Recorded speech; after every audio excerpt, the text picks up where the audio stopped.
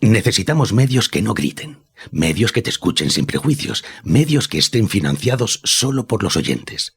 No esperes a otro momento. Hazte mecenas y únete ya a la Resistencia Cafetera. radiocable.com/mecenas. Buenos días, cafetera. Si me he hecho mecenas después de escucharos durante muchos años es porque ahora más que nunca me dais esperanza. Sois un cobijo. Escucho otros medios, leo otros medios y la verdad es que lo que vosotros me ofrecéis es familia y ahora mismo lo necesitamos muchísimo. Un abrazo y muchas gracias, Fernando, y a todos los cafeteros.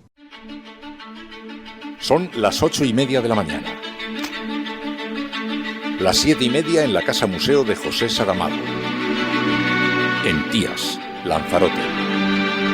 Buenos días, mundo. ¿Quieres un café? La Cafetera. En el programa La Cafetera de Radio Cable la ha entrevistado Fernando Berlín en La Cafetera. Durante 20 minutos en Radio Cable y dice todo lo que van a escuchar. Esta mañana en La Cafetera de Radio Cable. Radio Cable, que ha conseguido una auténtica primicia, ha entrevistado esta mañana y ha conseguido situar esa entrevista y lo que le ha dicho en los titulares de todos los... Dirige Fernando Berlín. Cuidado, porque con las cosas que había dicho, que yo le oí la grabación del programa de Fernando Berlín, que lo... Mire, yo parafraseando a Radio Cable, no estás sola.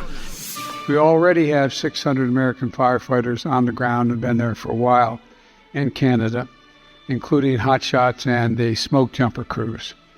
And it's very important that affected communities listen to the guidance of their state and local officials from this point forward to keep up to date on the air quality in real time. Nosotros no vamos a luchar con armas. Hoy las armas están al servicio del pueblo.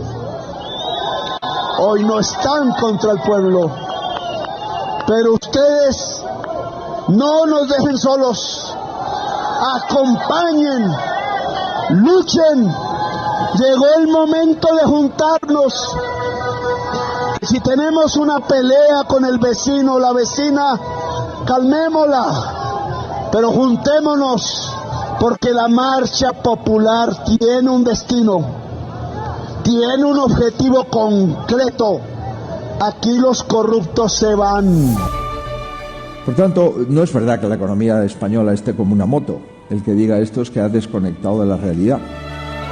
Que es muy grave que el señor Feijóo haya mentido en el día de hoy ante los inversores extranjeros. Es irresponsable y es desleal que el señor Feijóo hable de estancamiento de la economía cuando justamente esta mañana hemos conocido que Eurostat ha dicho y ha trasladado que España creció durante el primer trimestre el triple que los países de la Unión Europea, que está creando empleo al doble de velocidad que la media de los países de nuestro entorno. Por eso nosotros queremos hablar de economía y de empleo y hay otros que no quieren hablar nunca de economía y de empleo y que incluso cuestionan cifras que son dadas por organismos internacionales como la OCDE, que ha dicho que España va a ser con diferencia la gran economía que más va a crecer en el año 2023, un 2,1%. Se llega a un acuerdo con un espacio estatal muy amplio en el que por primera vez se respeta la voz de Canarias, se respeta la obediencia canaria, se respeta la autonomía para tomar las decisiones, para gestionar los equipos, etcétera, etcétera, y eso es histórico y esperemos que el impulso de este primer anuncio de acuerdo entre Draghi y Sumar sirva pues de acicate y de ilusión para que se siga sumando cada vez más gente y para que se produzca acuerdos. Como bien sabéis, las negociaciones no están siendo sencillas y por eso quiero pedirte tu apoyo para que sea el Consejo de Coordinación de Podemos quien negocie y, en su caso, alcance el acuerdo electoral de unidad con Sumar. Yo veo ilusión de mucha gente por votar, de gente progresista, de gente que considera que con todas las dificultades que hemos tenido hemos hecho un buen trabajo, como todos los trabajos imperfectos.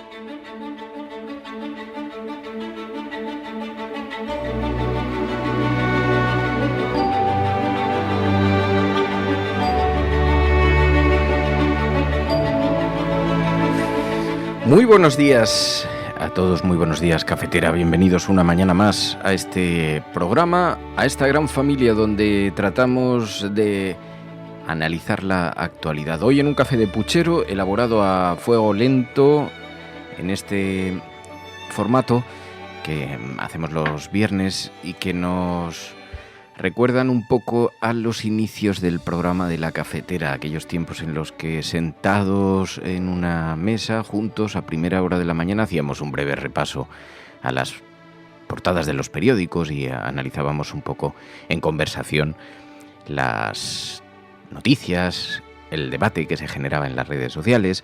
Y aquí estamos, en medio de la noche, apenas está amaneciendo en el exterior.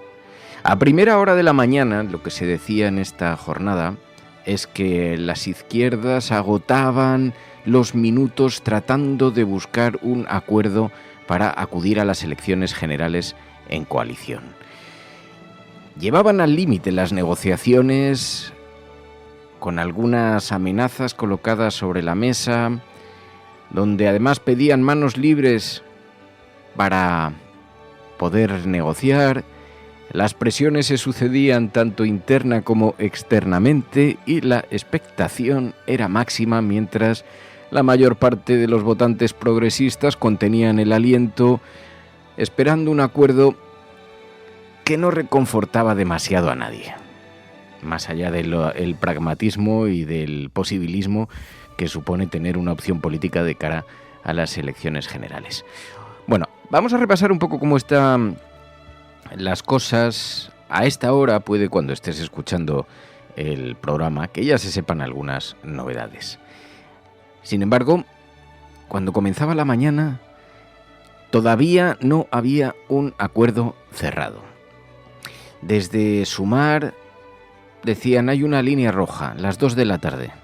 El acuerdo tiene que estar sellado antes de esa hora, ocurra lo que ocurra, tanto si Podemos decide estar dentro como otras formaciones políticas, porque veréis que hay algunas que todavía no han dado el sí definitivo, todavía no han llegado al cierre definitivo de sus demandas. Las 2 de la tarde era la línea roja. Hasta las 10 de la mañana, Podemos desde luego no iba a dar una respuesta, habida cuenta de que ayer por sorpresa sometió a votación ante sus bases la posibilidad del acuerdo. Bueno, todo el mundo cree que puede que lleguen a la medianoche sin acuerdo, aunque querían presentarlo a mediodía, eso habría sido lo oportuno. Alguna reflexión que luego, si queréis, profundizamos en esto, pero estamos hablando de una operación de una extraordinaria complejidad. Esto no os lo va a contar la prensa. Señalarán y caricaturizarán todo lo que está sucediendo. De nuevo la izquierda dando espectáculo, de nuevo la izquierda en plena fiesta de los desencuentros. Es que es una de las operaciones más difíciles que se pueden hacer en un partido político. Para empezar, creo que es importante que entendamos que unas elecciones son un gigantesco ERE dentro de la gran empresa que es la democracia. Miles de personas pierden su puesto de trabajo. Un puesto de trabajo al que habían destinado como poco los últimos 4 años. Con sus anhelos familiares, con sus ubicaciones, con sus planes, con sus experiencias. Después de 4 años, hay que renovar a la mayor parte de los cargos. Imagínate si además tu partido se integra en otra formación y decide dar parte de sus puestos, de sus cargos, de sus diputados, de sus escaños, a otras formaciones para compartir ese lugar. Lo que supone que tú te puedas quedar fuera.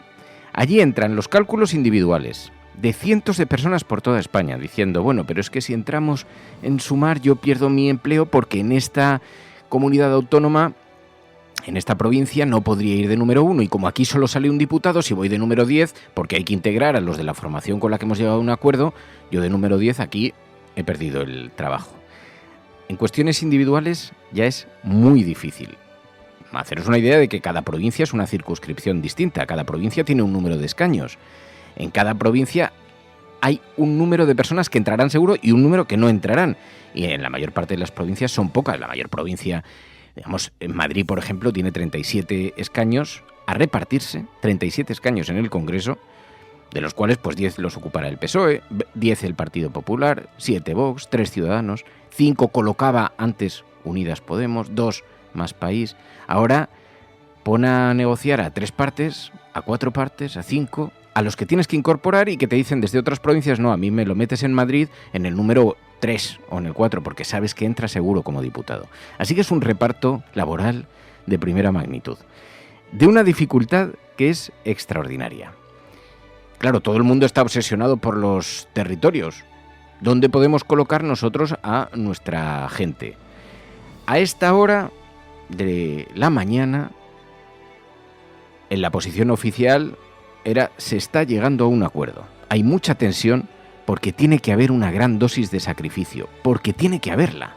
Tiene que haber mucha tensión porque mucha gente se queda fuera. Gente que cada 4 años tiene que redefinir su futuro, los presupuestos de su organización, porque todo esto, tampoco nos engañemos, cuenta con unos presupuestos que hay que repartir. Claro, contado así suena muy impúdico, pero esta es la verdad, la realidad de las negociaciones. Suena impúdico porque a todo el mundo que le gusta la carne le gusta comerse un filete, pero muy pocos de ellos estarían dispuestos a entrar en las interioridades de la carnicería donde se despiezan los animales.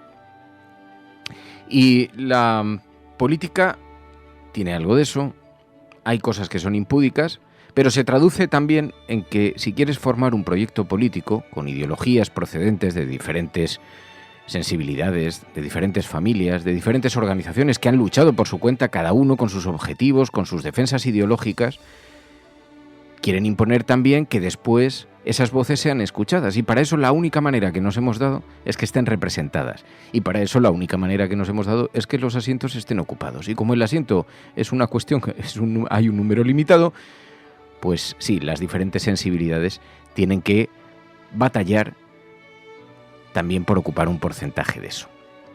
Suena algo más púdico que decir, además, es que detrás hay seres humanos.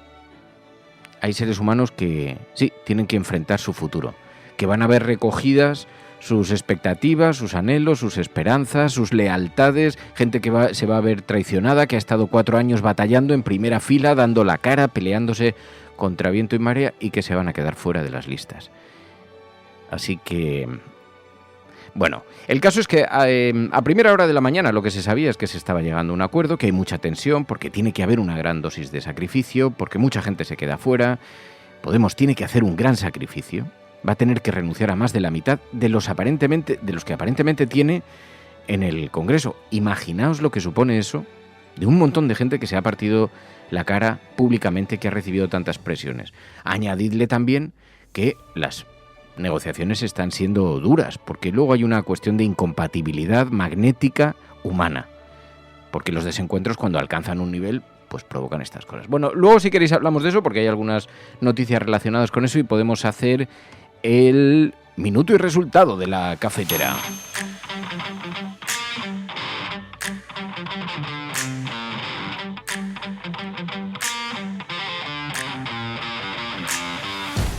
¡Coya!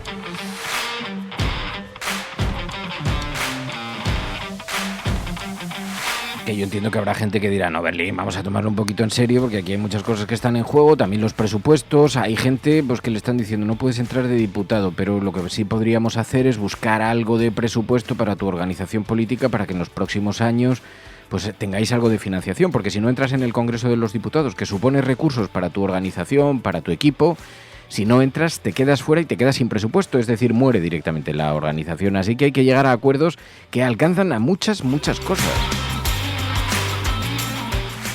Minuto y resultado. Bueno, ¿cómo será que dicen? La guerra en las decisiones, en las negociaciones, está en marcha.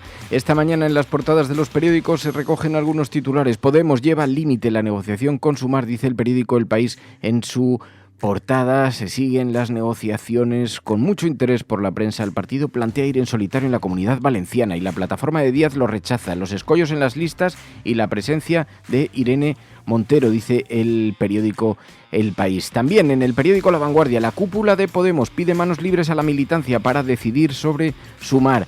Hay una encuesta abierta a primera hora de la mañana en la cúpula de Podemos, donde se tienen que pronunciar las bases, los seguidores.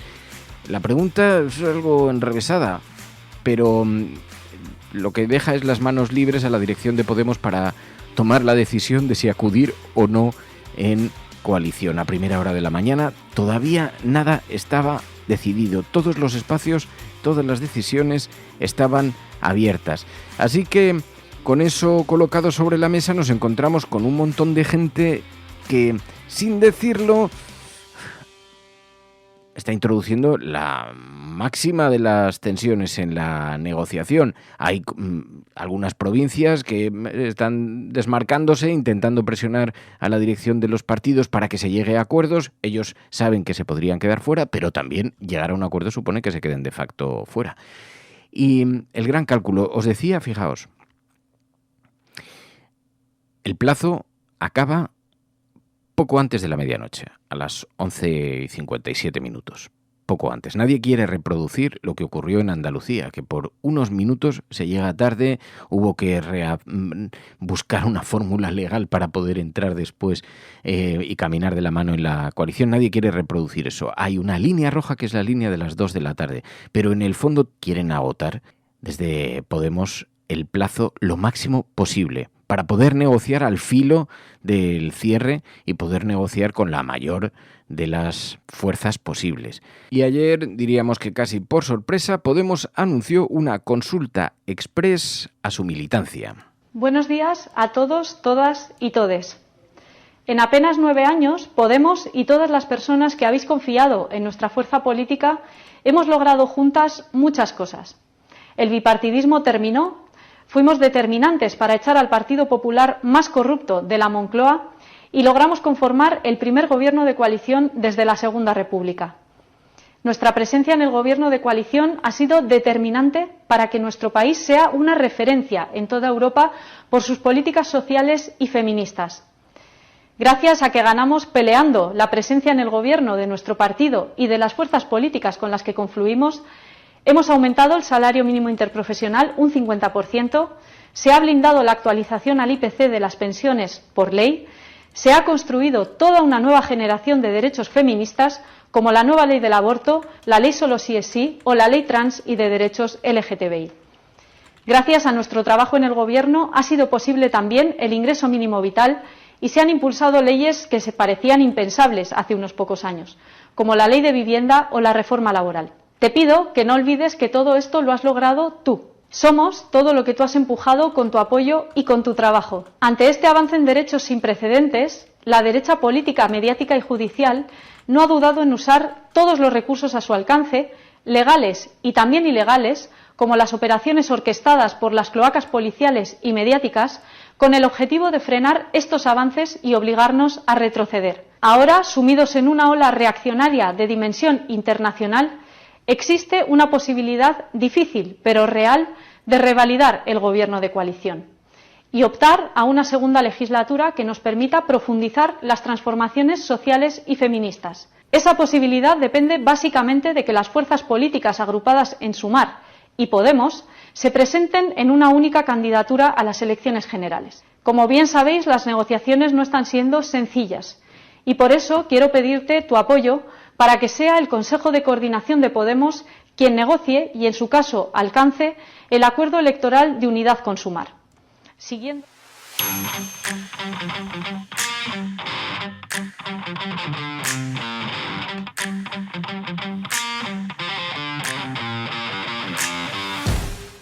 Cuando uno negocia siempre se deja muchos pelos en la gatera. Cuando uno tiene que elegir qué nombres van y tiene que informar uno a uno a todos aquellos que se quedan fuera, por los que han peleado con más o menos determinación, pero no han conseguido ubicar en las listas, y les tienes que anunciar que se vuelven a casa, pero que sigan apoyando generosamente el proyecto. Cuando uno tiene que hacer eso, el espacio de comodidad no es mucho, como podéis suponer.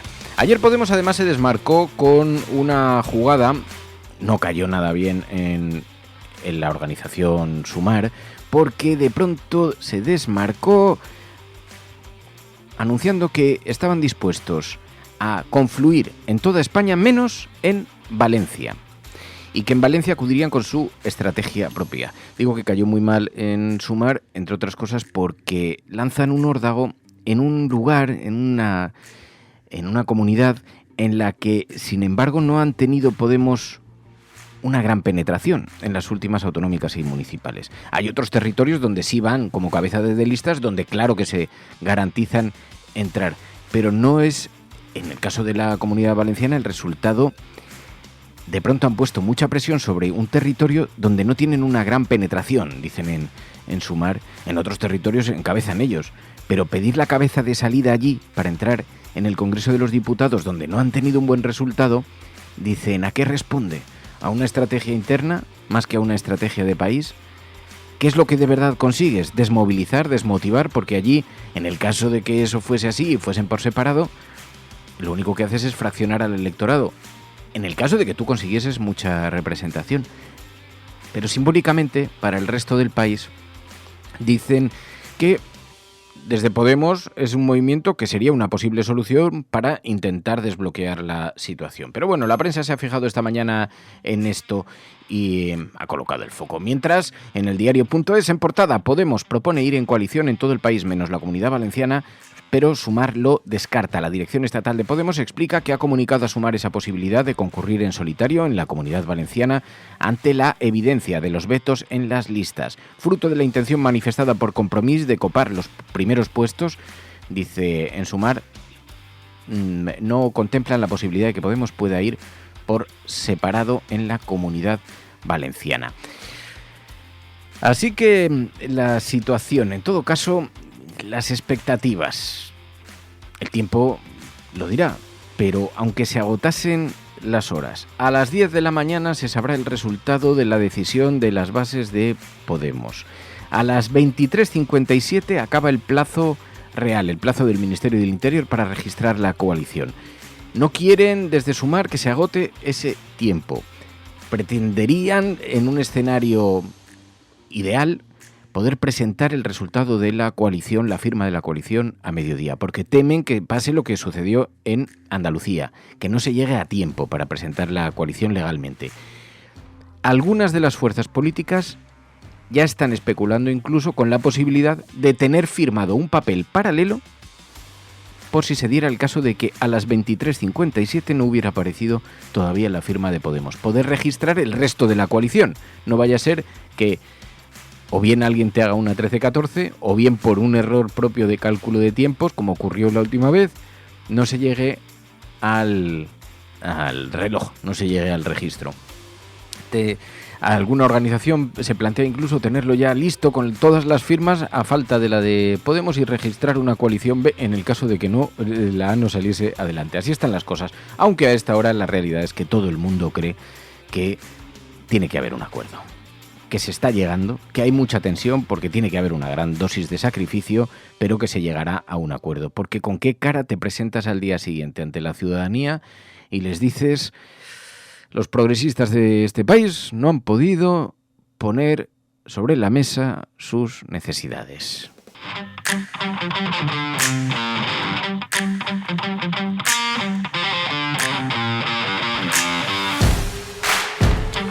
Nada es fácil, cada minuto cuenta. Permítanme que guarde discreción, que sea discreto sobre este particular. Sí que es cierto que hay algunos miembros de distintas formaciones políticas, como por ejemplo puede ser Más Madrid, que han hablado abiertamente de vetos y exclusiones, pero desde luego nosotros queremos ser totalmente discretos, absolutamente discretos, preservar el transcurso de las negociaciones y reiterar que estamos trabajando y que seguiremos trabajando para alcanzar y para lograr ese acuerdo de unidad entre Podemos y Sumar. Nosotros llevamos mucho tiempo diciendo que nos hubiese gustado ya alcanzar ese acuerdo y que cada minuto que pasa es muy valioso.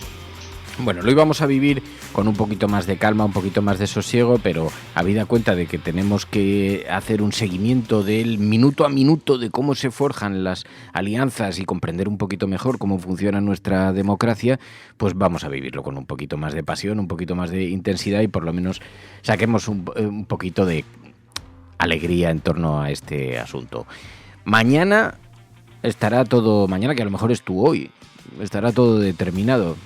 Ya nos encargaremos de que a esta hora ya todo el mundo lo pueda saber. Pero el caso es que, sí, mientras tanto otras alianzas se van anunciando. Ya os contábamos, Alberto Rodríguez decía que su formación, Drago, ya había llegado a un acuerdo ilusionante y que esperaba que fuera referencia para otras formaciones políticas para que se pudieran sumar también a la ola de pactos, decía Alberto Rodríguez. Creemos que la noticia de hoy es que se llega a un acuerdo con un espacio estatal muy amplio en el que por primera vez se respeta la voz de Canarias, se respeta la obediencia canaria, se respeta la autonomía para tomar las decisiones, para gestionar los equipos, etcétera, etcétera, y eso es histórico y esperemos que el impulso de este primer anuncio de acuerdo entre Drago y Sumar sirva pues de acicate y de ilusión para que se siga sumando cada vez más gente y para que se produzcan acuerdos no solo en el ámbito canario sino también en el ámbito del resto del Estado. Esperemos que Canarias sirva para situarse en la vanguardia de esto. Bienvenido sea si sirve para que se haga más amplio el espacio.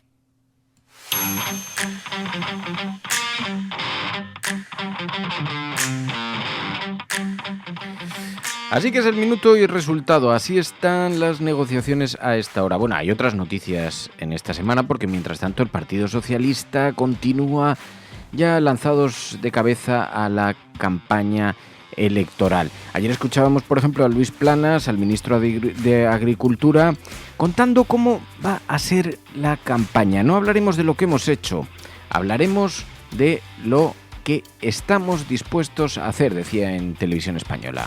Yo veo ilusión de mucha gente por votar, de gente progresista, de gente que considera que con todas las dificultades que hemos tenido hemos hecho un buen trabajo.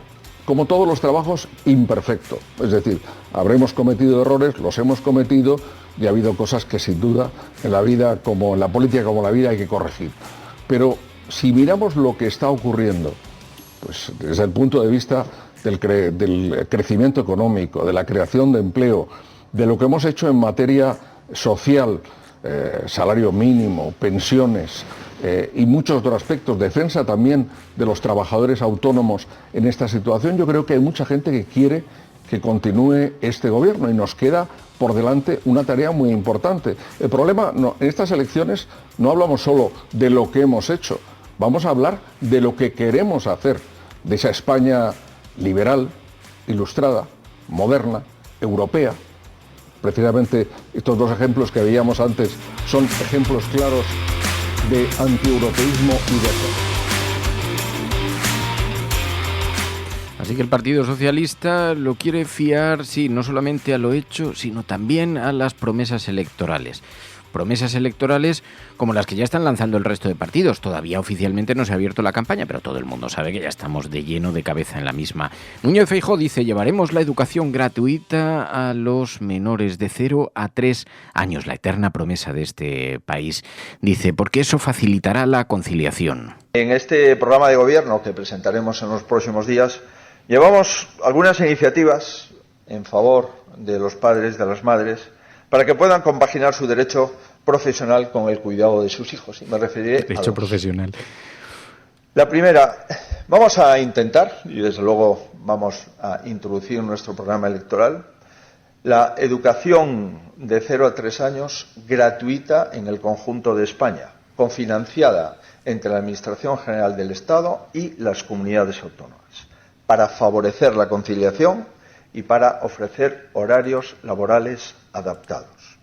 Se trata de facilitar a los españoles el poder de ser padres, madres, sin renunciar a su carrera laboral, algo que cobra, si cabe, mayor importancia, insisto, en un país como España, con un grave problema demográfico. Y esta medida que vamos a introducir en el programa electoral no es que nos haya ocurrido ayer. Esta medida he tenido la ocasión de ponerla en práctica como presidente de Galicia en los últimos 2 años. Y el hecho de que todos los niños, todas las niñas gallegas pueden ir a una guardería gratis, financiada, con los impuestos de sus padres, y el conjunto de los impuestos de los ciudadanos que ya no tienen hijos, bien porque los han tenido o bien porque todavía no pueden tenerlos, me parece que ha sido una medida muy bien aceptada por la sociedad. No se fastidia. Y en segundo lugar, pues nos gustaría hablar de retos. Y creo que conseguir que en la España la tasa de actividad femenina sea la misma que la tasa de actividad masculina, que a día de hoy es 10 puntos superior. Retos feministas en el Partido Popular. Bueno, pues lo que tardan en llegar a promesas que ya ha hecho la izquierda en el pasado. El caso es que sospecho que no le costará mucho ponerse de acuerdo, veremos cuál es la letra pequeña, pero sospecho que sobre esas materias no le costaría mucho ponerse de acuerdo, incluso con la izquierda. El caso es que tampoco os fiéis, que el Partido Popular, mientras tanto, cuando todavía se está iniciando y ni siquiera está abierta oficialmente la campaña electoral para las elecciones generales, ya empieza a alcanzar algunos acuerdos con la extrema derecha. Difícil que saquen adelante estas medidas si van a ir de la mano, por ejemplo, en Guadalajara con Vox, en Molina de Segura con Vox. En Toledo también se habla de Burgos, de Valladolid, de Talavera de la Reina, de Alcalá de Henares. Algunos de los pactos no están totalmente cerrados, pero estamos hablando de un total de 1 millón de votos que se quedarían en manos, gobiernos que se quedarían en manos de la derecha con la extrema derecha, con el apoyo de la extrema derecha, que está haciendo valer sus votos y está siendo muy exigente en las propuestas. Así que, mientras tanto, claro, también aprovecha Núñez Feijóo para criticar la situación económica. Dice, ¿cómo? España no va bien. Decía, porque habíamos escuchado a Félix Bolaños insistiendo, como había dicho Pedro Sánchez, que la economía española va como una moto. Hay más de 235.000 personas que tienen empleo directo, casi 400.000 si contamos los indirectos, gracias al deporte. Gente muy joven por lo general y además personas, más de la mitad de ellos, con estudios universitarios superiores. De tal manera que es un empleo de calidad, es un empleo para personas jóvenes. Y creo que esta es la base de las políticas que hacemos desde el Gobierno, la economía y el empleo. Por eso nosotros queremos hablar de economía y de empleo y hay otros que no quieren hablar nunca de economía y de empleo y que incluso cuestionan cifras que son dadas por organismos internacionales como la OCDE, que ha dicho que España va a ser con diferencia la gran economía que más va a crecer en el año 2023, un 2,1%. Por más que se cuestionen estas cifras, es la realidad de nuestro país, un crecimiento económico muy sólido, muy potente, que está generando empleos con derechos en España. Y enfrente, pues tenemos un Partido Popular que no tiene proyecto económico, que no tiene propuestas, que no tiene... Y decía Félix Bolaños, sí, la economía va como una moto, algo que a Núñez Feijóo no le había gustado mucho. Por tanto, no es verdad que la economía española esté como una moto. El que diga esto es que ha desconectado de la realidad. Que tenemos en la seguridad social. Decía, desconectado con la realidad, decía Núñez Feijóo, era contestado por María Jesús Montero, que es muy grave que el señor Feijóo haya mentido en el día de hoy ante los inversores extranjeros. Es irresponsable y es desleal que el señor Feijóo hable de estancamiento de la economía cuando justamente esta mañana hemos conocido que Eurostat ha dicho y ha trasladado que España creció durante el primer trimestre el triple que los países de la Unión Europea, que está creando empleo al doble de velocidad que la media de los países de nuestro entorno. Bueno, así que el debate sobre cómo está la fotografía real de la economía en España. Claro, por una parte, la macroeconomía, los grandes números son positivos. Discutir esto es absurdo en términos de empleo, en términos de los grandes datos económicos de riqueza en España. La cuestión está en que después los precios están disparados y cada familia tiene un recordatorio directo en cada ticket de la compra. Así que conciliar ambas ideas no le va a resultar fácil al Partido Socialista y, como además todo se frivoliza, todo se caricaturiza en esta campaña electoral.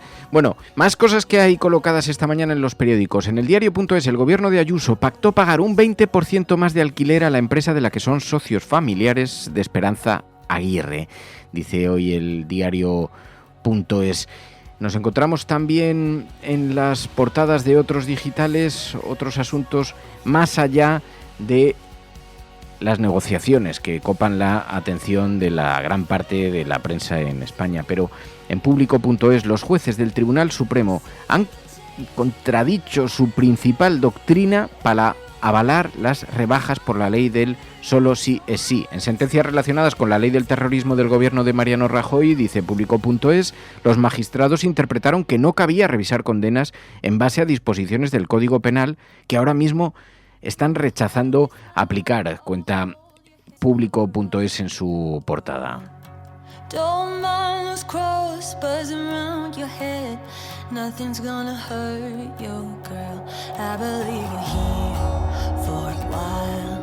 Then we die. Y mientras tanto, algunas pruebas de que la esclavitud sigue viviendo entre nosotros.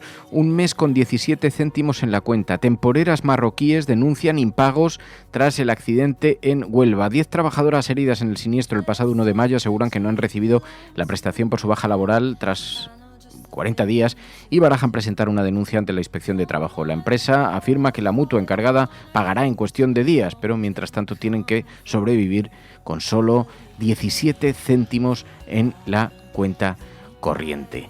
Bueno, más cosas. El Tribunal de Estrasburgo anula la condena a un sindicalista de la CIG que gritó «hay que quemar la puta bandera». Nos hemos encontrado con esta noticia que ha pasado más inadvertida. Este trabajador protestaba ante el Arsenal de Ferrol por el impago de salarios del personal de limpieza. Está en huelga. Se concentraban durante el acto de izamiento de la bandera. Alguien gritó, se le aplicó la ley y ahora ha acudido a Estrasburgo y dice que la libertad de expresión está protegida por el derecho, ha dicho este alto tribunal.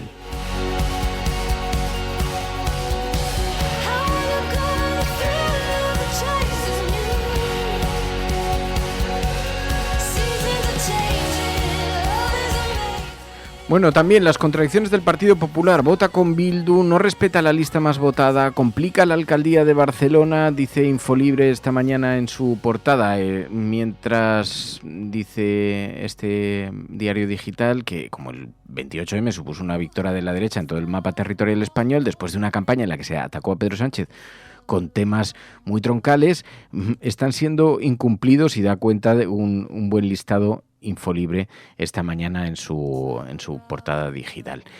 También vemos en Voz Populi, Alfonso Guerra irrumpe de lleno en la precampaña contra Pedro Sánchez. Es el que más se mueve de la vieja guardia, dice Alfonso Guerra. Claro, lo malo es que para Alfonso Guerra evolucionar hacia adelante es moverse. Dice, yo me he quedado donde estaba, yo siempre estuve en la misma posición. Lo que pasa es que lo intenta poner en valor. El problema es que se ha quedado usted anclado en el pasado. En todo el pasado. Feijóo auditará en profundidad las cuentas de Sánchez y las hipotecas comprometidas con Bruselas, dice Voz Populi esta mañana en la portada también, y además nos encontramos en otros digitales en el Confidencial.com. Feijóo recupera a Álvarez de Toledo en el Congreso y pondrá a Cuca Gamarra o a Báñez de número 2, dice el Confidencial.com. Mientras Yolanda Díaz corta el último intento a la desesperada de Podemos de salvar la cabeza de Irene Montero. Creo que eso no es en realidad lo que está en juego. Otra cosa es en qué posición de la lista pueda ir. Pero creo que lo que se está debatiendo no está tan relacionado con si se queda dentro o fuera, aunque ese veto hoy es reseñado en un montón de medios digitales, incluido el Español.com. Podemos busca el aval de sus bases para no entrar en Sumar si se mantiene el veto a Irene Montero, dice esta mañana el Español.com. Bueno, esa es la información a esta hora contada en la mayor parte de los periódicos. Pero vamos a ver, porque podemos hacer un pequeño resumen general de dónde han estado situados los epicentros informativos y nos vamos a la prensa internacional. Ya sabéis que lo hacemos los viernes de la mano de Pilar de la Peña. Esto es La Cafetera. Si lo estás escuchando, eres La Resistencia, no estás sola. Programas de radio, de televisión en España, la prensa burlándose de nuestra propuesta. Podrán decir todos los periódicos del mundo lo que quieran. Que a democracia va a ganar. En España, el ex vicepresidente del gobierno... En España finaliza el recuento de votos en los comicios municipales y autonómicos con una participación del 64%. Rodrigo Rato is under investigation. Dejaré lo mejor de mí, para poder estar a la altura de la confianza que ustedes me han entregado. No olvidamos justicia, verdad, respeto. Seguimos. En La Cafetera un capítulo para hablar sobre la imagen que proyecta España en el exterior, la manera en la que los medios de comunicación se han referido a nuestro país y las noticias que han destacado. Lo hacemos con Pilar de la Peña. Pilar de la Peña, buenos días. Buenos días. Y en esta semana, Pilar, claro, teníamos muchas cosas sobre la mesa, pero hemos visto la posición que podría tener la extrema derecha en papel en el gobierno. Hay titulares como España de gobierno Frankenstein a Frankenstein. Sí. La verdad es que ya la semana pasada lo comentábamos, ¿no? Después del resultado del 28 de mayo y de las municipales y autonómicas y la convocatoria de generales, uno de los aspectos que más se destacaba a raíz del resultado precisamente era el papel pues clave que podía jugar la extrema derecha y Vox en la formación de algunos gobiernos regionales y la perspectiva de que tuviera también una labor o incluso presencia en el gobierno después de las generales, ¿no? Este asunto ha seguido centrando la atención de bastantes medios internacionales y uno de los que más, con este titular tan llamativo, ¿no? de Frankenstein a Frankenstein, era la cuestión que planteaba. Es un artículo que se ha publicado en la London School of Economics y que repasa un poquito lo que puede implicar para España el adelanto electoral y cómo Pedro Sánchez había estado gobernando con una coalición que, a pesar de que parecía poco natural y se denominó desde la derecha Frankenstein, pues había tenido bastante éxito, y el hecho de que ahora pudieran, después de los sondeos y de las elecciones municipales y autonómicas de cara a las generales, se pudiera entrar la extrema derecha en el gobierno y volver después de por primera vez desde 1975, pues podría considerarse que España pasaba de gobierno Frankenstein a Frankenstein, ¿no? Era un juego de palabras bastante ingenioso, pero no ha sido el único. Fíjate que Al Jazeera también ha puesto el foco en eso mismo, ¿no? En cómo la extrema derecha podría convertirse en lo que llaman kingmaker, el hacedor de reyes, ¿no? Digamos, el papel, el partido clave o los votos clave para decidir quién es presidente, quién llega a gobernar, que en este sentido, ese papel ya podía jugarlo Vox en determinadas comunidades autónomas en las que el Partido Popular había sido el más votado, pero no tenía mayoría y podía tener que necesitar a la formación de Santiago Abascal. La semana pasada también lo destacaban otros medios como el Financial Times o incluso Reuters y varios medios más. Y luego, a final de esta semana, también ha habido un artículo bastante llamativo y contundente en The Times, el diario británico, el diario conservador británico, que se titula, es un perfil sobre Santiago Abascal, que se titula El Trump español que resuena como Franco, ¿no? Y en este sentido insisten otra vez en este papel que puede llegar a jugar la extrema derecha, la formación de extrema derecha de Santiago Abascal para decidir quién llega al gobierno en España. Y bueno, hacen un perfil sobre el propio líder de la formación, pues destacando que suena como un nostálgico de Franco, que además que pues tiene una pistola y que le gusta pues aparentar y salir montando a caballo, y que tiene un poco en ese sentido un perfil que recuerda a Donald Trump también. Así que la extrema derecha protagonista en las portadas de los periódicos. Oye, también la derecha, Núñez Feijóo, es objeto de atención en los medios internacionales. Hemos visto, por ejemplo, el artículo de Guardian, que le describe como fiable y seguro, aunque se pregunta también cómo lidiará con Vox, ¿no? Sí, es que este perfil del diario británico es bastante llamativo. Yo lo he traducido como fiable y seguro. En realidad habla de safe pair of hands, que sería algo así como un par de manos seguras y fiables, ¿no? Que le define así, considera que es el calificativo que mejor sirve para explicar al público británico cómo es Núñez Feijóo. En realidad es un perfil que firma Sam Jones, el corresponsal de The Guardian aquí en España, y que repasa un poquito la trayectoria y la personalidad de Núñez Feijóo, pues destacando eso, que es una figura muy comedida, que no está exultante en los buenos momentos ni se hunde en los malos, que ha tenido realmente un papel pues un perfil calmado, bastante discreto, y que realmente considera que ha reconfigurado el Partido Popular y que ahora mismo es el favorito para las generales, ¿no? Destaca pues también un poco los orígenes, su actual paternidad, en fin, un poco las noticias presenta un poquito a Núñez Feijóo. Señala que en este sentido ofrece un perfil en bastante contraste con el de Pedro Sánchez, que dice que tiene un encanto sofisticado, telegénico y a veces impredecible, y bueno, pues que parece poder ser el próximo presidente del gobierno en España. También dice que no, a pesar de este perfil discreto, no ha sido del todo inmune a los escándalos, y en este sentido recuerda pues su amistad con el narcotraficante Marcial Dorado, que es uno de los asuntos que siempre le salpica y que siempre le lastra un poco, ¿no? Y luego pues destaca todo esto, ¿no? Se pregunta cómo va a lidiar con Vox Núñez Feijóo con este perfil, cuando precisamente puede necesitar a la formación para gobernar, y qué va a hacer en este aspecto. Y luego hay otro diario británico, The Telegraph, que también destaca a Núñez Feijóo por sus palabras y por sus declaraciones de última hora, y en concreto pone de relieve que ha prometido derogar la ley trans y la ley de memoria histórica si llega al gobierno. Así que, como veis, derecha, extrema derecha, formación de gobierno, hay numerosos asuntos colocados sobre la mesa. Hemos visto también la polémica por el boicot alemán a las fresas de la sequía, le han llamado.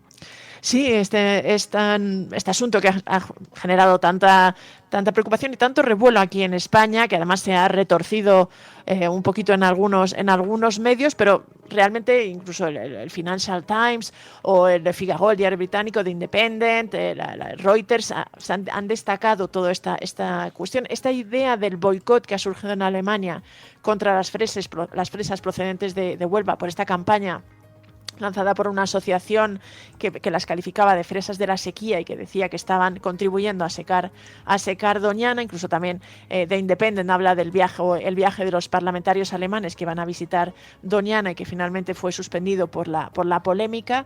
Y bueno, se pone de relieve que esto es uno de los asuntos que ahora preocupa en España, porque bueno, se recuerda el destacado papel de España de las exportaciones de frutas que se llevan a cabo desde esta región. Se dice, por ejemplo, que se recuerda que Huelva copa pues casi la totalidad de la producción de frutos rojos en España y el 30% de la Unión Europea, que es uno de los principales exportadores a Alemania o Reino Unido, ¿no? Y que en este sentido pues el boicot inquieta y realmente recogen incluso la valoración de algunas asociaciones de agricultores, y que bueno que alertan y que piden que se clarifique, que se deje claro que la gran mayoría de los agricultores españoles cumplen las normas, pero bueno, volvemos a ver cómo este plan del gobierno andaluz que ha provocado tanto revuelo, pues ha tenido también este eco en los medios internacionales y ha contribuido a que se genere este ataque a la reputación o estas dudas sobre la procedencia de la fruta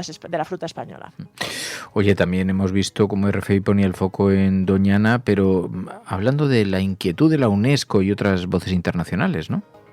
Sí, realmente es que el plan del gobierno andaluz y la situación y el futuro de Doñana es un asunto que estamos viendo, que estoy viendo que en los medios internacionales realmente tiene mucho tirón y realmente provoca una inquietud general, ¿no? Y por ejemplo, esto era un reportaje en la radio francesa que destacaba esto, ¿no? Que desde la UNESCO, la Unión Europea, Alemania, en fin, había habido numerosas asociaciones ecologistas, han mostrado su preocupación, han alertado de que este plan que va a expandir los regadíos y que prevé incluso la legalización de 2.000 hectáreas, pues puede ser un golpe de muerte para Doñana, ¿no? Se recogen también los argumentos del gobierno de Juanma Moreno, pero se contraponen con los de expertos y de numerosos científicos que evidencian que bueno que esto realmente no puede ayudar a Doñana, más bien al contrario, y en este sentido pues se pone de relieve todas estas voces que desde fuera de España están alertando del riesgo y están insistiendo en la necesidad de que España proteja el parque de manera más contundente. Y además en la prensa internacional hemos visto en Euronews, también en Liberación, cómo siguen con el foco puesto en el caso Vinicius y dicen que tanto el fútbol como España necesitan hacer una reflexión sobre el racismo. Sí, me llama la atención porque es verdad que a pesar de que generó tanto revuelo y tanto impacto aquí en España, parece que los ecos se han ido apagando aquí en la prensa nacional y en el debate. Es verdad que las elecciones y bueno, todo lo que ha sucedido a nivel político pues está copando buena parte de la atención, pero hay varios medios internacionales que siguen con el foco puesto en esto, y dos de ellos pues son los que han mencionado, ¿no? Euronews, la televisión europea, y Libération, el diario francés, y ambos han coincidido en publicar un reportaje y un artículo en el que destacaban esto, ¿no? Euronews, por ejemplo, abordaba hasta qué punto era racista la Liga de Fútbol española, ¿no? Y bueno, pues exponía un poquito lo que después hemos escuchado cuando estalló el escándalo en torno a los insultos racistas a Vinicius. Citaba, por ejemplo, a algún otro futbolista que explicaba que realmente sí que se sienten en los campos de fútbol español estos insultos racistas, y se destacaba que hay falta de firmeza a la hora de aplicar la ley, porque por ejemplo el reportaje de Euronews entrevistaba también a Esteban Ibarra del Movimiento contra la Intolerancia, que destacaba que sí que existen herramientas legales en España para intentar abortar o luchar contra esta lacra, pero sin embargo no se estaban desarrollando, no se estaban implantando o utilizando con la suficiente contundencia para que tuviera un efecto, ¿no? Y luego el diario francés Libération publicaba un artículo que sostenía directamente que España debía embarcarse en una reflexión sobre el racismo, porque este era innegable, ¿no? Y era un artículo que destacaba que realmente, aunque es algo que cuesta asumir a los españoles, a pesar de que los españoles tienen mucha tendencia a autocriticarse, incluso a autoflagelarse, en general no es un pueblo que se considera racista, y había suscitado bastante preocupación estas acusaciones y este debate. Pero el artículo apuntaba que quizá no eran tan frecuentes con las personas negras, porque solo representan poco más del 2% de la población, pero sí que estos comportamientos racistas eran bastante frecuentes, por ejemplo, contra otras minorías como los árabes, los gitanos o incluso los indígenas latinoamericanos, ¿no? Y en este sentido sostenía que era conveniente que esta reflexión que se había iniciado a raíz del caso Vinicius se prolongara y se hiciera de forma no solo en el fútbol, sino de forma más general en toda la sociedad española. Así que ya veis el retrato que han hecho esta semana los medios de comunicación internacionales sobre nuestro país. Siempre nos gusta porque es una mirada distanciada, donde tienen menos peso también el politiqueo interno, las tensiones internas. Oye, y una cosa te voy a preguntar, Pilar, porque hay mucha expectación de cara a la convocatoria electoral. Sí, la verdad es que buena parte de la prensa internacional está, entre otras cosas, por todo este contexto, todo el posible cambio de gobierno, ¿no? Quizás si no hubiera una posibilidad tan evidente de un cambio de gobierno, y en este caso concreto además con la posibilidad de que entrara la extrema derecha en el gobierno, es algo que hay realmente preocupación e interés en todos los medios internacionales. Lo comentábamos la semana pasada, el hecho además de que España vaya a ejercer la presidencia rotatoria de la Unión Europea también es un asunto que añade otro factor más de preocupación a las elecciones, y en general sí que hay muchas miradas puestas en lo que puede suceder en España a partir del 23 de julio. Porque contaste el otro día una cosa en el programa que me llamó la atención: la imagen de Pedro Sánchez en la prensa internacional no es muy negativa, ¿no? No, yo diría que es más bien positiva incluso, porque fíjate que todos estos artículos que hemos comentado destacan que es una gran apuesta. Es verdad que se habla de que es quizás su mayor apuesta, ha sorprendido, pero reconocen que es un político que se ha distinguido por asumir unos riesgos elevados y que en general le han salido bien, ¿no? También se destaca que a nivel europeo tiene un perfil reconocido por haber liderado incluso y haber mostrado el camino en algunas cuestiones. Por ejemplo, en la crisis energética, con la excepción ibérica, es una de las referencias. En la lucha también, digamos, o en las negociaciones para el fondo pospandemia, que por el hecho de convencer a los países del norte para hacer estas aportaciones al fondo de recuperación pospandemia, también es uno de los asuntos en los que ha destacado. Y en general, aunque a la derecha aquí le pueda escocer y le pueda doler, la imagen de Pedro Sánchez es bastante buena en la mayoría de los grandes medios internacionales. Pues la foto de la prensa internacional. Pilar de la Peña, gracias como siempre. Gracias a vosotras.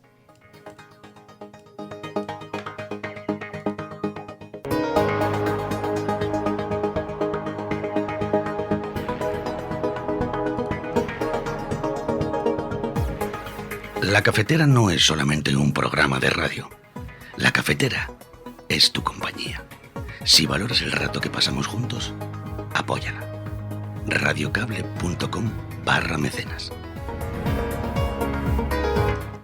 La Cafetera y Neutral presentan Plata o plomo.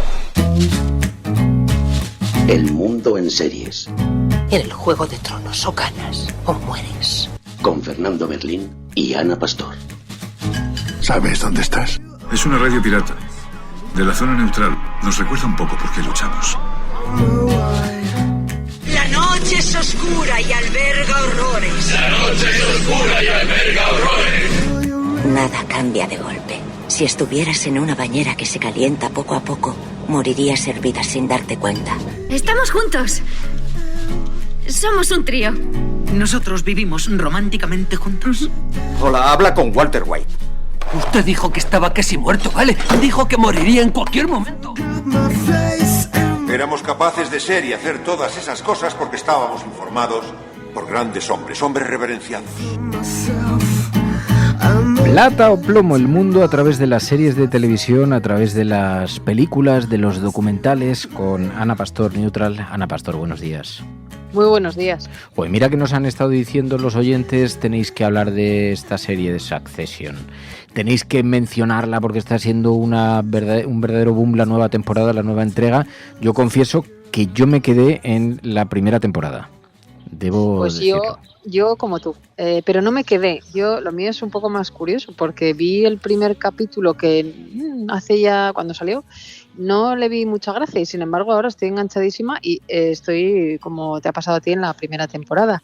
Pero la verdad es que me está fascinando, o sea, tiene todas las tramas de poder posibles, así que he decidido que hoy me traía un comodín bajo la manga, que es alguien que conoce muy bien Estados Unidos, que es alguien que conoce muy bien toda la ficción cinematográfica y de series y que ha escrito un artículo sobre el tema que creo que nos va a ayudar a entender por qué hablamos y se habla tanto de esta serie. Emilio Domenech, nanísimo, buenos días. Hola, ¿qué tal? Muy buenos días. ¿Qué necesitas? ¿Quieres que te envíe un Jaguar Vintage hoy mismo a tu casa? Lo haré. Bueno, verás, creo que en definitiva puedo aportar algo más de valor a nuestros accionistas. Espero que no te suponga un gran inconveniente. Ya veo de qué palo vas. Gracias por tu interés en nuestro modesto grupo, pero esto es todo. ¿Cómo? ¿Qué es todo? Sí. De eso nada. ¿Qué ha pasado? Bueno, ya está. Tío, espera. Quieto, quieto ahí. ¿No lo has pillado? ¿Qué? Tus cavernícolas no arramblarán con mi compañía. Jamás. ¿Perdona? Dinosaurios engreídos, ¿no os habéis dado cuenta de que ya evolucionamos del mono? Te jodes, niñito de papá. Ah, claro, es que has escrito un artículo en Neutral sobre la serie Succession. Ahora es un fenómeno, yo no sé si le está acompañando la audiencia, pero desde luego es un fenómeno en las redes sociales, todo el mundo habla de esta lucha de poder, son ya 4 temporadas, ¿no? Claro, el tema es que conforme ha ido ganando audiencia a lo largo de los años, es una de esas pocas series que va cogiendo más fenómeno conforme avanza, ¿no? Porque normalmente hay muchas series que empiezan siendo un boom al principio y luego se van desfondando. En el caso de Succession lo que pasa es que como habla de los medios de comunicación en Estados Unidos y de estas relaciones de poder con los grandes nombres del mundo de las finanzas y de los medios, pues también consigue capturar el imaginario de todos los periodistas que están cubriendo tanto información política como luego información cultural, ¿no?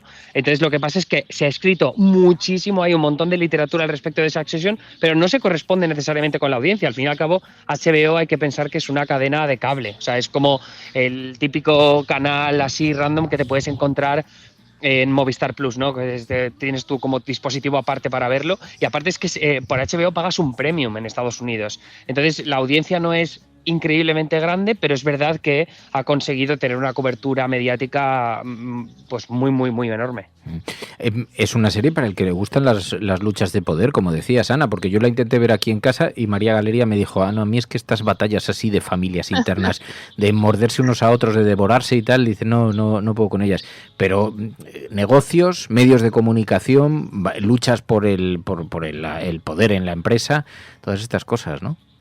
Sí, la comparación fácil sería en todos los sentidos un Juego de Tronos empresarial y familiar, incluso por audiencia, ¿no? Lo que estaba contando ahora Emilio, que la gran referencia de audiencia siempre va a ser para HBO Juego de Tronos. Claro, no está a ese nivel ni mucho menos, pero sí que hay una lucha intestinal, casi diríamos, entre los hijos de un gran magnate de los medios de comunicación, y a partir de ahí se desencadenan todas las tramas posibles. Es una familia desestructurada, aunque aparentemente muy bien avenida, que le da también otro toque ahí un poco, bueno, sexy para verlo.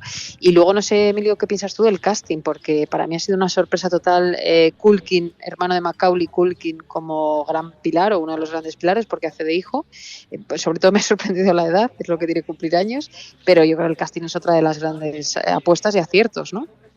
A mí es lo que más me gusta de la serie, aparte del guión, ¿no? Que tiene como esta idea así como medio shakespeariana, pero que luego te mete un montón de insultos y referencias cinematográficas o literarias mal usadas, ¿no? Es como que toda esta gente es súper culta y parece que ha estudiado en los mejores colegios y las universidades, que probablemente los personajes, como están concebidos, así lo han hecho, pero luego como que las referencias que usan no tienen demasiado sentido. Es como que es un esnobismo de clase alta un poco extraño, pero que también al mismo tiempo parece un poco como Aaron Sorkin, no sé si estáis de acuerdo, un poco Aaron Sorkin, pero completamente desfasado, o sea, como pasado de rosca, y un intento también en cierta medida de burlarse de estos personajes a los que está retratando, porque al fin y al cabo es también esta idea de la clase ultramillonaria estadounidense que terminan dándote bastante asco. Yo creo que el mayor logro, y esto ya es sin meterme en spoilers, al tramo final de la serie, es que incluso te emocionas de personajes que están muy alejados de cualquier persona normal de este planeta. De hecho, la frase más repetida, Fer, no sé si luego evoluciona igual, que ya insisto, yo solo he visto la primera temporada, es que te jodan, fuck you, todo el rato, entre ellos, contra otros, contra otras empresas, contra los hermanos, contra el padre. Es la frase más repetida, yo creo, de la serie, ¿no? Total, pero cuidado nanísimo con soltar spoilers, que ha venido Ana Pastor con unos machetes que ha dicho que ni media concesión al spoiler. A mí no me importan tanto, pero sí te quiero preguntar, tú conoces muy bien la sociedad norteamericana, has estado viviendo muchos años en la Gran Manzana, conoces bien un poco toda ese arquetipo del gran empresario multimillonario, como decías, de las dinastías familiares. ¿Tiene algo de verosimilitud? ¿Es una foto así más o menos real de lo que son ese tipo de sagas en el mundo real? Me gusta mucho que me lo preguntes porque llevo un montón de años indagando sobre este tema. O sea, a mí me flipa la industria de Hollywood y llevo bastante tiempo siguiendo los tejemanejes y todos estos idilios de poder que se producen entre las grandes familias, grandes dinastías estadounidenses de los medios, y hay dos ejemplos clarísimos de los que bebe la serie. Uno es el más conocido, que es la familia de los Murdoch, con Rupert Murdoch a la cabeza, el gran magnate de los medios de comunicación, en este caso conservadores, ¿no? Con Fox News, tiene por otro lado el New York Post, ¿no? Que son medios conservadores muy, muy, muy influyentes, y siempre se habla un poco de su sucesión. Es decir, Rupert Murdoch tiene ya 80 y algo años, no termina de cederle del todo los mandos a alguno de sus dos hijos, entonces ahí hay bastante de temas de poder. Pero luego la otra dinastía importante tiene que ver con Sumner Redstone, que falleció hace creo que 1 o 2 años y es el cabeza de Viacom, CBS, la Paramount, o sea, tiene un montón también de medios de comunicación distintos. Por eso la serie también habla de esta idea de tienen los cruceros por aquí, luego tienen los medios, las cadenas de televisión por allá, el estudio que hace películas por este otro lado. O sea, se refleja mucho en estas dinastías como los Redstone y como los Murdoch, pero lo fascinante de los Redstone es que el Sumner Redstone era un tío que tenía 90 tacos o así, que estaba como bastante fastidiado a nivel de salud. Se llevaba muy mal con su hija, Shari Redstone, que era como la heredera más clásica, la que se iba a llevar todo el poder, pero se empezó a llevar mal con ella, se separaron. Entonces él empezó a desarrollar una muy buena relación con uno de los consejeros delegados, pero luego al mismo tiempo resulta que tenía un amante que parecía que iba a recibir toda la herencia. O sea, había un follón que te cagas en ese sentido, y al final hubo un restablecimiento de la relación con su hija, y es la que terminó llevándose todo. Pero, como te digo, aquí hubo una odisea paralelo muy, muy interesante y que estoy seguro que también bebe muchísimo la serie. Sí, desde luego hay una fuente de inspiración continua, lo hay prácticamente en cualquier tema si hablamos de la sociedad americana. No sé si también se refleja, tú estabas apuntando que son una familia muy privilegiada de millonarios que tienen 3 hijos y otro más, ¿no? Y un poco el privilegio no les ha convertido en seres humanos, por supuesto normales, pero desde luego no les ha convertido en seres humanos ni educados ni nada por el estilo, ¿no? Entonces no sé si eso también puede que esté basado o no en algunas de las sagas que tú conoces, o bueno, eso forma parte un poco de la trama para darle también más peso y más bestialidad a la serie. Bueno, aquí yo creo que entra a colación, por ejemplo, la figura de Roger Ailes, que es este tío que estaba al frente de Fox News, que se han hecho un par de películas sobre él hace poco, ¿no? O sea, que en realidad sabemos que en el fondo, ¿no? En estos escenarios que nosotros, a los que no tenemos acceso, ocurren ese tipo de rivalidades, pero luego también de enfrentamientos descarnados, viscerales. O sea, quiero decir, el ejemplo también lo tienes en Harvey Weinstein. Harvey Weinstein es un tío que ha estado al frente de uno de los estudios independientes más importantes de la historia reciente de Hollywood y se ha visto que era uno de los mayores villanos que se pueda conocer en la historia de Hollywood. Entonces, o sea, en esos círculos hay ese tipo de maltrato, hay ese tipo de bullying, hay ese tipo de vocabulario. Trump, de hecho, se han escuchado audios suyos en paralelo que se han terminado filtrando en los que usa insultos. No hemos visto jamás en público usar a Trump insultos como fuck, un fuck así como medido. Yo creo que no lo hemos visto prácticamente nunca. Entonces, en esos círculos sí que hay constancia de que realmente se hable así y que sea todo tan descarnado. Bestia. ¿A qué atribuyes el éxito de la serie en un país como España, nanísimo? Porque no deja de ser eso, una radiografía así un poquito de la clase empresarial norteamericana, millonarios, tal. Quizá puede ser la estructura, simplemente, como decías, es algo que tiene mucho de shakespeariano, ¿no? En realidad. A mí me parece que ese aspecto y luego también que los actores estén tan bien, que sea tan entretenida y que tenga este aspecto también como medio culebronesco. O sea, un poco como hay una serie muy mítica de los años 80, me parece que era así un tipo culebrón, pero de una familia así de western que tenían como vaquerías y demás, que es muy, muy, muy famosa en España, me suena, pero me pilla un poco joven de generación. Sí, exacto, esa es. Esa también lo petó muchísimo en España, ¿no? Sí, puede tener ese toque, de hecho, sí, como un poco dentro de la familia, las propias peleas, sí, es posible. Te puede recordar, aunque pasa que claro, en el siglo XXI. Yo siempre hago referencia al meme ese de maldita lisiada, ¿no? ¿Os acordáis de ese mítico meme de Culebrón? Este es un poco la misma historia, son insultos así como muy heavies, pero más cultitos, más snobs, pero que mantienen la gracia de las disputas constantes entre estos personajes tan... Yo creo que son mucho más patéticos de lo que estamos acostumbrados, pero eso también es parte de la novedad y lo que lo hace tan atractivo, ¿no? Que te parezca tan fascinante seguir viendo a personas que probablemente desprecies en cualquier otro momento de tu vida. Oye, has escrito un texto precisamente en Neutral, las claves para entender el último episodio de Succession. Sospecho que Ana Pastor no se lo ha leído porque no admite los spoilers, así que se ha publicado algo en Neutral que no te has leído, Ana Pastor. No, porque tú y Nanísimo os parecéis en el tema de los spoilers, bueno, sobre todo porque él ha visto la serie y yo no, y entonces diría que es el único texto que no me he leído de nuestra página web, precisamente por eso, para que no me hagan spoiler. Así que todos los que nos estén escuchando, que se lo lean. Pues cuidado porque cuidado porque Emilio Domenech puede haber aprovechado esa fisura para escribir cualquier cosa ahí. Pero ahí está, contiene spoilers del 8º episodio. ¿Puedes hacernos alguna clave que para quien sí lo haya visto le resulte coherente y para quien no lo haya visto no le destruya el final? La magia. Claro, ¿sabes lo que pasa? Que con una serie de estas características, cuando yo veo un episodio normal y corriente que habla de medios, habla de repente de los cruceros, ¿no? Cuando está hablando de los cruceros, en realidad está hablando de Disney, porque Disney es el gran estudio de Hollywood que pues tiene unos cruceros y ha tenido follones y demás historias. Entonces, ¿qué pasa? Que el artículo ese que escribí yo es porque hay un episodio en el que se habla mucho de política electoral estadounidense. Entonces, hay un montón de terminología y hay un montón de cosas que se van sucediendo a lo largo de una noche electoral en la que pues cualquier espectador medio español que no siga y no sea un fricazo como yo, pues no lo va a entender tanto. Y hay como referencia, o sea, en general, como es el plano general del episodio, la línea argumental la vas a saber seguir bien. Pero hay chistes y referencias y menciones que afectan al psyche, ¿no? A la psicología de los personajes, que si no tienes todos los datos contigo no te queda tan claro. Entonces el artículo intenta como llenar las piezas del puzzle que faltan y así terminar de entender bien el episodio. Y yo recomiendo mucho a los espectadores, en este caso los oyentes que nos están escuchando, que vean el episodio otra vez después de haberse leído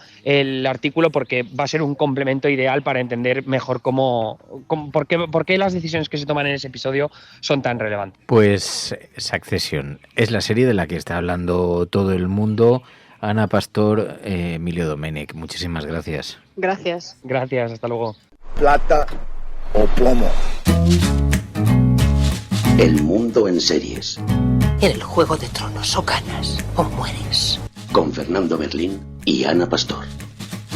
¿Sabes dónde estás? Es una radio pirata. De la zona neutral. Nos recuerda un poco por qué luchamos.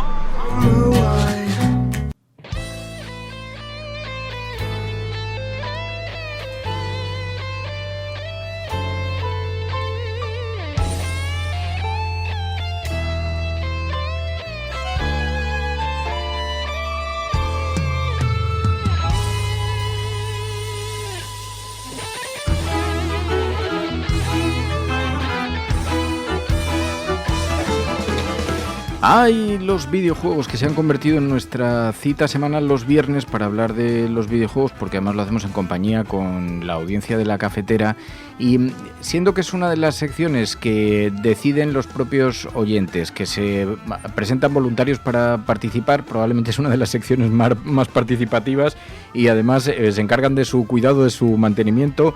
Enjoy the Silence, buenos días. Muy buenos días a todos los cafeteros y cafeteras. Bartu, muy buenos días. Buenos días, Resistencia. Un gustazo estar aquí una semana más contigo, Fer, y con Enjoy the Silence, gran persona. Mejor canción de Depeche Mode, ¿por qué no decirlo? O sea, de paso. Hoy sí, oye, absolutamente maravilloso, porque hoy tenemos una iba a decir una corrida a la limón, pero no voy a hacer paralelismos con la cosa de la tauromaquia, que sabéis que me gusta tampoco, pero bueno, el caso es que, y tampoco quiero introducir elementos para el desasosiego retórico con evocaciones que ya sabéis, pero una cosa que quería hablar con vosotros, hoy decíais, oye, hay un juegazo, se ha convertido en un fenómeno en las redes sociales.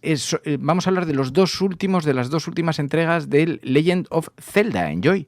Sí, de una de las sagas más importantes de la industria del videojuego, en concreto desde la renovación del videojuego, mejor dicho, la crisis del videojuego en los años 80, junto con Super Mario, los dos que lo rescataron. Y tenemos que hablar de Breath of the Wild, por un lado, salido en 2017, y Tears of the Kingdom, que es su secuela, salió hace un escaso mes, y que si ya el primero estaba considerado como uno de los mejores videojuegos de toda la historia, porque lo que hacía era reformar el mundo abierto, la concepción de mundo abierto tal y como lo conocíamos, lo que ha hecho Tears of the Kingdom es que un juego de más de 120 horas de duración lo convierta en una demo a nivel mecánico. Lo que podías hacer en el juego del 2017 es una fracción de todo lo que puedes hacer en este juego, porque llevan en realidad trabajando en este título la friolera de 10 años. Y el juego de Breath of the Wild no deja de ser sino una pequeña parte de lo que pudieron hacer en ese entonces. Y Tears of the Kingdom es la versión gigantesca y global de todas aquellas ideas descartadas en esa primera entrega. Estamos hablando del mejor videojuego de la historia según muchísimos medios. Y yo, por lo menos, me sumo a esto a nivel mecánico. Está siendo un auténtico éxito en online. Y me decías, Bartu, es que marca un antes y un después. ¿Por qué? Sí, porque un poco como decía Enjoy, la saga Zelda normalmente sea una de las sagas más longevas de Nintendo, junto con la saga de videojuegos Super Mario. El primer juego del Zelda data del año 86, de hecho, de 1986. Normalmente se ha caracterizado por ser juegos que, bueno, sí que han tenido cierta linealidad, pero alguna que otra vez han querido romper con esa linealidad, y muchas veces no eran juegos de mundo abierto. Sin embargo, con la introducción del elemento de las mecánicas de mundo abierto, el cual es algo que está ahora mismo, es una tendencia muy rompedora dentro del mundo de los videojuegos, con otras sagas populares como Red Dead Redemption o Dark Souls, por ejemplo. Sin embargo, aquí con estos dos últimos Zeldas, el Tears of the Kingdom y el Breath of the Wild, la verdad es que han sabido como afilar mucho más el lápiz. Han podido sacar punta a una mecánica que la verdad es que te plantea una serie de puzzles y de cuestiones en el juego que son bastante innovadoras y que no se habían visto nunca. Sí, para que os hagáis la idea los oyentes y tú, Fer, estamos hablando de un juego que permite la misma resolución de un puzzle de 20 formas distintas, y cada una de ellas es funcional y distinta a la anterior con respecto a las personas. Por ejemplo, por poner un ejemplo del Breath of the Wild, había un puzzle en el que tú tenías que conducir una descarga, o sea, un circuito eléctrico, tenías que hacerlo que funcionase, pero necesitabas elementos de metal para que condujesen la electricidad. Porque esa es otra. Estos juegos son dioses a la hora de las físicas. Han pensado en absolutamente todo. Bueno, pues lo podías hacer con elementos metálicos del propio santuario que hubiese, o puedes utilizar una espada eléctrica para forzar esa electricidad, o puedes utilizar un escudo de metal o una espada de metal de tu inventario y utilizarlo como puente para que funcione ese circuito eléctrico. Eso se podía hacer en el Breath of the Wild. Pero es que en este juego tienen una mecánica, en el Tears of the Kingdom hay una mecánica de fusionar objetos de diferentes tipos, tamaños y lo que sea.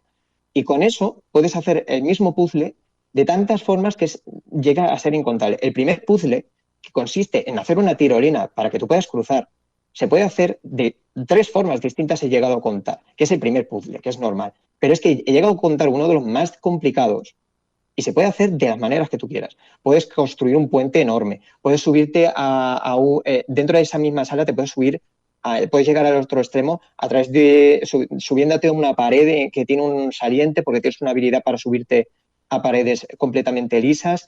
Puedes hacer un puente que te permita subirte allí directamente y llevar el objeto que tienes que llevar hasta el otro extremo y lo llevas allí. Tienes 20.000 formas de afrontarlo todo como tú quieras.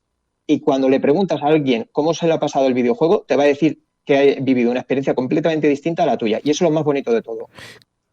Porque me decías precisamente, Bartu, que es un juego que te empuja como a aprender a jugar a los videojuegos y a desaprender. Sí, no es un juego habitual. La gente que quiera jugar al Tears of the Kingdom, no.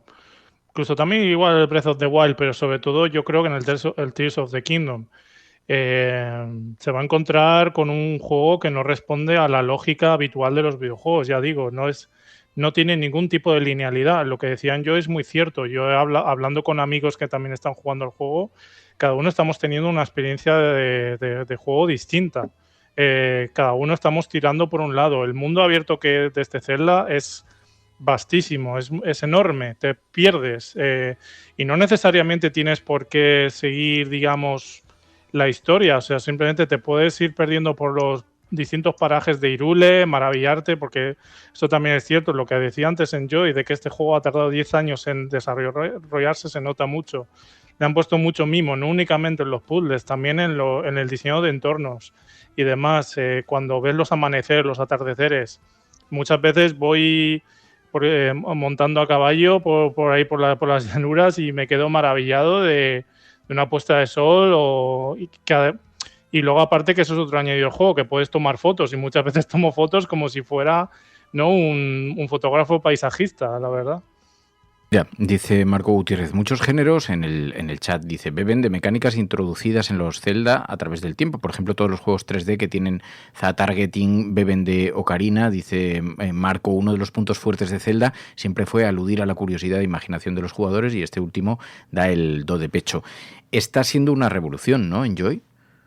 Sí, hay de hecho un pequeño gran meme que se ha hecho en la comunidad que es torturar, entre comillas, entre muchas comillas, a unos personajillos que podemos rescatar para que nos den unos objetos que son unas semillas. Estos seres se llaman Kolog, que los tenemos que ayudar para determinadas cosas o los podemos encontrar en cualquier lado y se pueden fusionar con todos los objetos del ambiente, con lo cual lo que hace la gente es torturarles. Como son inmortales, pues dices, pues vamos a, yo qué sé, hacer un kebab, hacer una parrilla, meterles un cohete y catapultarlos. Se ha vuelto un meme por eso, pero no deja de ser sino una de las formas que saben los desarrolladores que se pueden utilizar o sea, una de las posibilidades que tiene este juego. Porque al fin y al cabo los colos los tienes que llevar, por ejemplo, a un punto muy lejano, entonces los puedes acoplar a un carro que vaya con un caballo, pero claro, la gente es... bueno. Entonces eso, el juego, hay una cosa también muy buena que hace, que es que ya lo hizo Breath of the Wild, pero que lo desarrolla que es la forma de guiarte sutilmente a dónde tienes que ir sin decírtelo. Y siempre vas a ver en el mismo plano, tú cuando muevas la cámara, siempre vas a ver un objeto en la lejanía, un sitio al que quieres ir, otro a media distancia y otro a corta distancia. Tu primer instinto va a ser decir, bueno, quiero ir al sitio a larga distancia, me iré primero al corto y luego al medio. Pero el mapa está tan bien hecho que siempre va a encontrar una manera para que tú te distraigas del objetivo final. Y siempre te vas a ir a los objetivos corto y mediano. De tal manera que te vas a olvidar cuando lleves 10, 20 o 30 horas de tu objetivo real.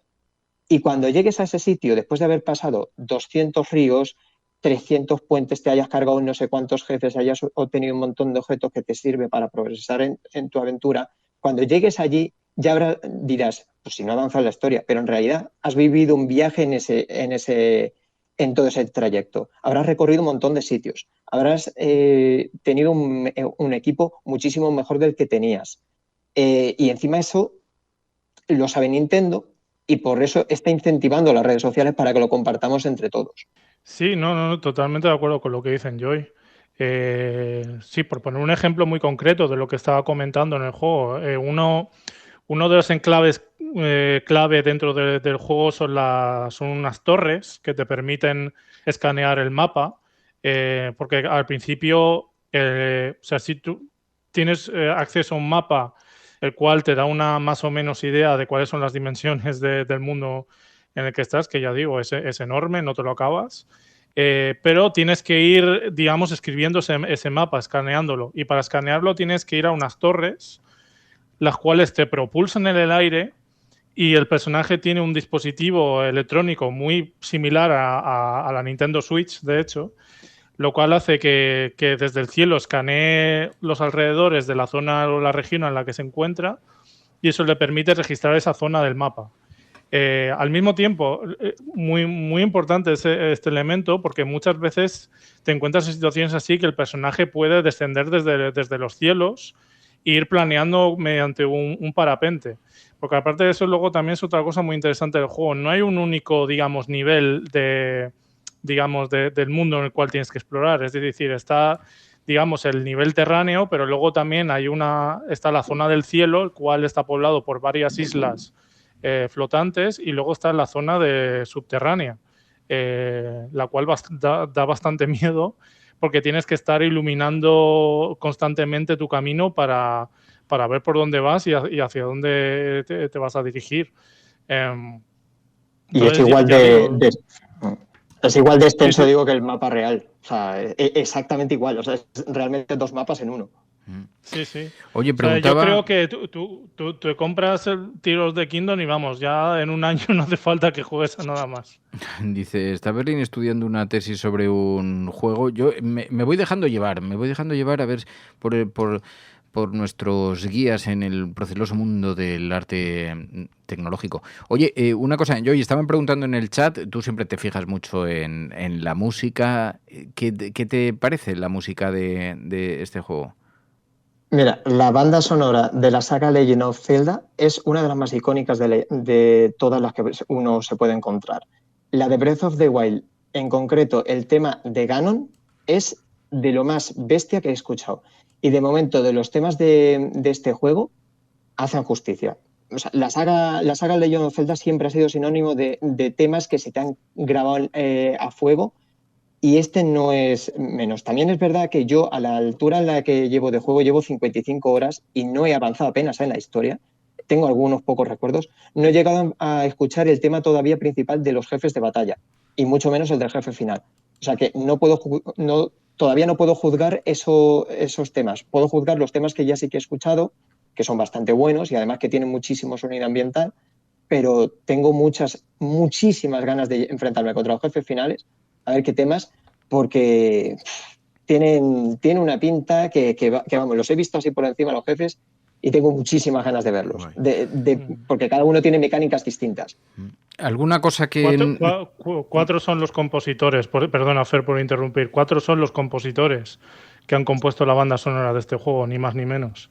Wow. Y los efectos de sonido igual también estaban preguntando. Hace unas semanas, de hecho, hace un par de semanas tuvimos aquí otro cafetero que comentaba el tema del diseño de sonido, muy importante en este juego, evidentemente, ¿verdad, Joy? No sé cómo tú lo has vivido. Sí, la sección la verdad es que estuvo bastante interesante, bastante curiosa, sí. Me gustó un montón. Vale, ¿alguna cosa que creéis que no nos podemos dejar en el tintero? Yo creo que podríamos mencionar, Bartu, lo de el Dale Zelda Dale, ¿no? Si te parece. Ah, sí. ¿Qué es eso? Sí, coméntalo tú. Sí, es que es una canción que se volvió viral, una canción latina, que por lo visto yo no conocía que existía, del 2014, luego la versionaron en 2017 y han hecho una versión basada en la mitología de Zelda que se ha hecho extremadamente viral para promocionar este juego. No porque lo haya hecho Nintendo, sino porque el propio fandom, a la espera de la salida de Tears of the Kingdom, como ha estado jugando Breath of the Wild, ha dicho, vamos a ponerla. Y la canción se llama Dale Zelda Dale, que está compuesta por Ganon Rosario. Ganon es el personaje, el archivillano por excelencia de Zelda, de la saga Zelda, y es una canción muy bailonga, muy de cachondeo, pero que está siendo el meme final, digamos, la viralidad final del juego. O sea, no ha necesitado apenas hacer promoción Nintendo, más allá de los típicos trailers que ha hecho. Simplemente con esa canción ya lo ha petado a unos niveles que lo podéis encontrar en cualquier streaming, en cualquier streamer que esté jugando al Zelda, lo vais a encontrar siempre en su lista de Spotify. Dicen el lenguaje sonoro, también en las cinemáticas directamente te cuentan la historia. Oye, pues recomendación para esta semana, los 2 últimos de Zelda, con este éxito tan arrollador que está teniendo, tan buenísimas críticas. Dispara. Un apunte final, Fer, simplemente por ya concluir. Yo, por ejemplo, el Tears of the Kingdom, yo lo he jugado, no he jugado al Breath of the Wild. Es un juego que el Tears of the Kingdom puedes jugarlo perfectamente sin haber jugado antes el Breath of the Wild.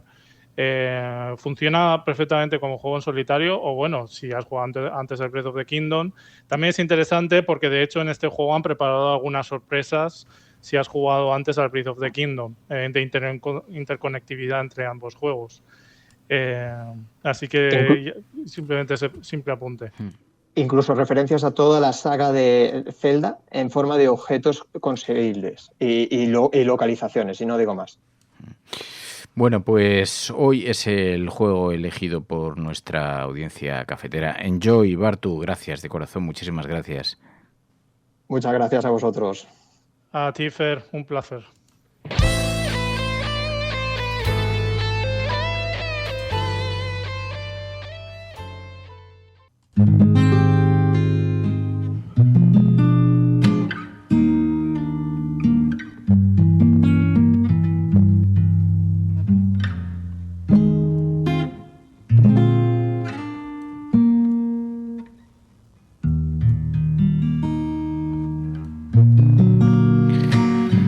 Bueno, pues así termina esta semana de infarto. No parece que nos vayamos a poder desprender de la tensión que se añade a la política, pero los viernes en la cafetera por lo menos podemos distanciarnos en algo, hablando de series, proponiendo videojuegos, conversando con los oyentes de la cafetera. Por cierto, lo pasamos muy bien el jueves por la tarde echando unas partidas de videojuegos con los oyentes. Si os apetece alguna vez incorporaros, es tan fácil como venirse el jueves a las 7, que estamos en el canal del YouTube. Estamos desde las 7 de la tarde, aproximadamente 7 de la tarde en el canal de YouTube o en el canal de Twitch. Aprovechamos para grabar algunas de estas secciones, aprovechamos también para charlar un poquito con los oyentes, para contar algunas cosas sobre la cafetera. Es como no es una sobremesa, pero es como nuestro espacio de encuentro de la tarde, nuestra caña, nuestro juernes. Y aprovechamos para echar unas partiditas de Among Us. Es un videojuego súper simple, súper sencillo, pero se puede incorporar cualquiera que quiera, cualquier oyente. Nosotros ponemos el código, ponemos una clave en pantalla y decimos, venga, meteros con esta. Así que, si estás escuchando esto, descárgate el juego, es gratuito, para teléfono móvil y no sé si vale 2 euros para PC, pero es gratuito para móvil. Te lo descargas en tu móvil y te vienes el próximo jueves a las 7 de la tarde a charlar con nosotros, que pasamos un rato súper agradable, nos reímos mucho. Ayer fui claramente el ganador de la tarde, no se puede discutir. Me tocó 2 veces ser el villano porque es un videojuego muy divertido, que se entrega aleatoriamente a los participantes. Uno de ellos es el asesino y tiene que ir matando al resto de los participantes por un escenario que es como una navecita espacial, pero tiene que ir sin que nadie les pille. Y entonces luego empezamos a lanzar las sospechas. Es una especie de juego, el Lobos de Castro Negro, en versión digital. Jugamos al Among Us, por si lo queréis descargar. Pero apuntaros algún jueves, aunque sea para verlo, porque lo retransmitimos en directo y también es muy divertido ver cómo algunos van matando, van descerrajando a los demás sin piedad. Y tratando de que no le pillen. Y lo pasamos bien porque además también jugamos de viva voz. O sea, la gente está hablando, los oyentes están hablando y se oye en antena. Es muy divertido. Bueno, nos vamos a ir. Pasad un buen fin de semana. Espero que todo esté en su lugar. El lunes por la mañana volvemos aquí en La Cafetera. Porque esto es La Cafetera. Si lo estás escuchando, no estás sola allí donde estés. Buenos días, buenas tardes o buenas noches, querida cafetera.